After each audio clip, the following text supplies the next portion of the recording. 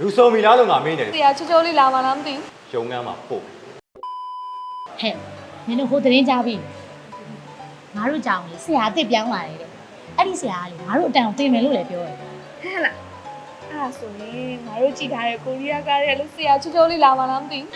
အဲ့လိုဆရာချိုးချိုးလေးနဲ့ပါစောင့်တင်ရမယ်ဆိုလို့ကတော့ငါတစ်ချက်မှကြောင်မပြတ်တော့ စောင်းတဲ့မှာနင်ကလေဆရာတော်ရောက်မလာသေးနင်တော်တော်နာဘူးကြတာပဲနင်ကောင်းမို့လေမိုးကြိုးတွေအတောက်လိုက်ကိုပြစ်ချမှာဟာဘူးဇေယျကိုပြစ်မှာလေ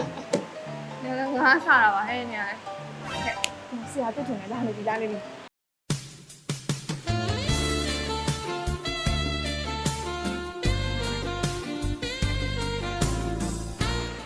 ချိုး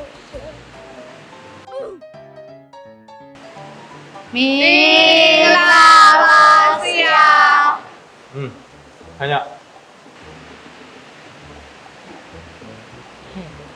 ဆရာရုပ်ကနည်းတော့ခက်တိတိပဲနည်းတော့ကြောက်ဖို့ကောင်းတယ် အေးရှုပ်ချိုးနေဆရာသဘောကောင်းမဲ့ပုံမပေါ်ဘူးနော်ငါတို့ကကန်ဆိုးပြီးကျင်တယ် လူစုံပြီလား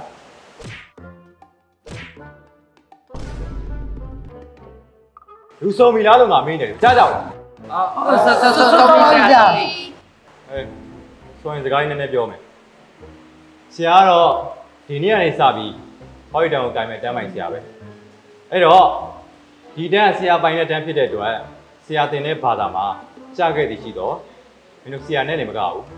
ရုံငန်းမှာပို့နောက်တစ်ခု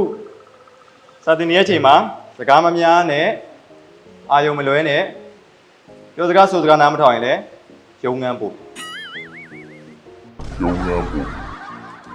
ခြားတန်းဆရာမတွေကဟောဒီတန်းအကြောင်းသားအကြောင်းသူတွေပြောမကောင်းဆိုမကောင်းဆိုပြီးငါ့ကိုလာတိုင်တဲ့ခါကြရင်လေရုံငန်းပို့မယ်အဲ့တော့စိုးဆုံးကဆရာမကြိုက်တာတစ်ခုခုလုပ်ပြီးဆိုတာနဲ့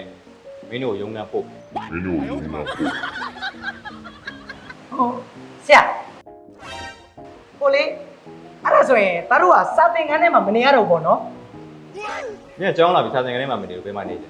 ဟုတ်ဘူးလေဆရာဟိုဆရာတစ်ချိန်လုံးရုံးနှမ်းပို့နေတော့အဲ့ဒါတတို့စာများမသင်ရတော့ဘူးလားလို့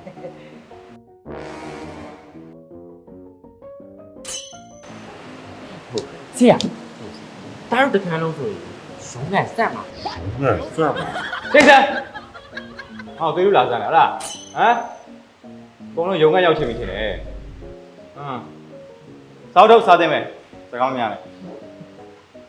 ဆရာရုပ်ချောသလောက်စိတ်ပုတ်ချက်ပဲနော်အကြီးကိုဝါလာအောင်နေရတယ် အေးအဲ့ဒါငါတို့အတန်းပိုင်းပဲကြည်နေကြည်စားကြည်သွားတတိနေနေတကယ်ချင်းဟုတ်ရဲ့သူပြောလို့ငါတို့တန်းစီရုံနဲ့ရောက် စကားမများနဲ့လို့ပြောနေဟော